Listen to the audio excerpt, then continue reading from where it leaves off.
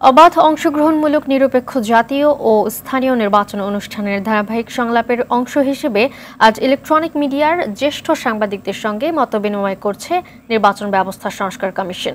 সকাল 10:30টায় আগারগাঁওয়ের নির্বাচন ভবনে এই সভা শুরু হয়েছে। সভায় সভাপতিত্ব করেছেন সংস্কার কমিশনের সভাপতি ডক্টর বদিউল আলম মজুমদার। বিগত 3টি সংসদ নির্বাচন ও স্থানীয় সরকার নির্বাচনে গণমাধ্যমের অভিজ্ঞতা, চ্যালেঞ্জ ও নির্বাচন কমিশন সংস্কার নিয়ে মতামত দেবেন সিনিয়র সম্পাদকরা। দুপুর 2:30টায় বিভিন্ন নারী সংগঠনের প্রধানদের সঙ্গে মতবিনিময় করবে ইসি সংস্কার কমিশন।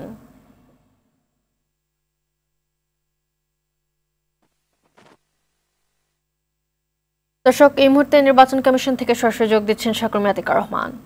আতিকা, নির্বাচন সংস্কার কমিশনের ইলেকট্রনিক মিডিয়ার জ্যেষ্ঠ সাংবাদিকদের সঙ্গে কি কি বিষয়ে আলোচনা হয়েছে জানতে পেরেছেন কিনা জানাবেন আমাদের।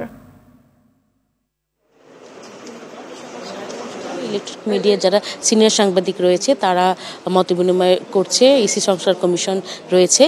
নির্বাচন ব্যবস্থা সংস্কার কমিশন আসলে মূলত প্রতিবেদন একটি জমা দেবে কিভাবে নির্বাচন ব্যবস্থাকে সংস্কার করা যায়, নির্বাচন কমিশনের সংস্কার করা যায় এবং নির্বাচন ব্যবস্থা কি কি ধরনের ত্রুটি রয়েছে এবং আগামীতে গ্রহণযোগ্য সুষ্ঠু নিরপেক্ষ নির্বাচন করতে কি কি ধরনের পরামর্শ নেওয়া যায় সেই বিষয়ে কিন্তু সিনিয়র সাংবাদিকদের সঙ্গে কথা বলছেন। এর আগেও তারা 4 দিন সংলাপ করেছেন এবং আমরা যতটুকু জানতে পেরেছি আসলে বিগত 3টি নির্বাচনে কি ধরনের ত্রুটি ছিল এবং গণমাধ্যমের স্বাধীনতায় কোনো হস্তক্ষেপ করা হয়েছে কিনা এই বিষয়ে সংস্কার কমিশনের পক্ষ থেকে জানতে চাওয়া হয়েছে এবং যারা ভেতরে অংশ নিয়েছেন সিনিয়র সাংবাদিক রয়েছেন যারা টেলিভিশনের, তারা তাদের আসলে চ্যালেঞ্জগুলো বলছেন এবং আগামীতে কি করণীয় এবং আগামীতে যাতে গণমাধ্যম পূর্ণ স্বাধীনতা পায় নির্বাচনের সংবাদ সংগ্রহে এই বিষয়গুলো তারা তুলে ধরেছেন। একই সঙ্গে 2-1জন সাংবাদিক বের হয়েছিলেন, তাদের কাছে যেটি আমরা জানতে পারলাম তারা বলেছে যে নির্বাচনে যাতে যে আগামীতে যে নির্বাচন হবে সেটি যেন নিরপেক্ষ হয়, গ্রহণযোগ্য হয় এবং দেশে বিদেশে গ্রহণযোগ্যতা পায়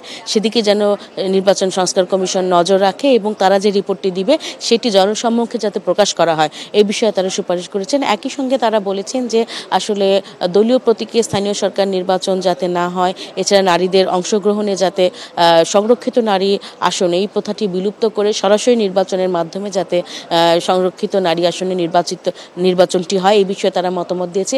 একই বিষয়ে আমরা শুনেছি যে প্রায় 4-5 জন সাংবাদিক তারা না ভোটের পক্ষে মত দিয়েছেন। তারা বলেছেন কোনো প্রার্থী যদি পছন্দ না থাকে, কোনো যোগ্য না মনে করেন তাহলে সেই নাগরিক যাতে না ভোট দিতে পারেন সেই বিধানটি রাখা উচিত। এই না ভোটের মাধ্যমে প্রার্থীরাও একটি ভালো মেসেজ পাবে যে আসলে তাদেরকে পছন্দ করছেন না ভোটাররা।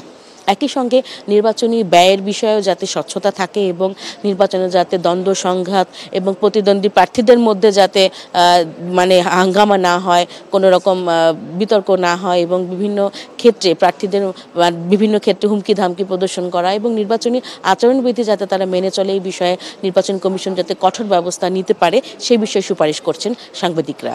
এই ছিল আমার কাছে নির্বাচন কমিশন থেকে সবশেষ খবর। ধন্যবাদ আপনাকে।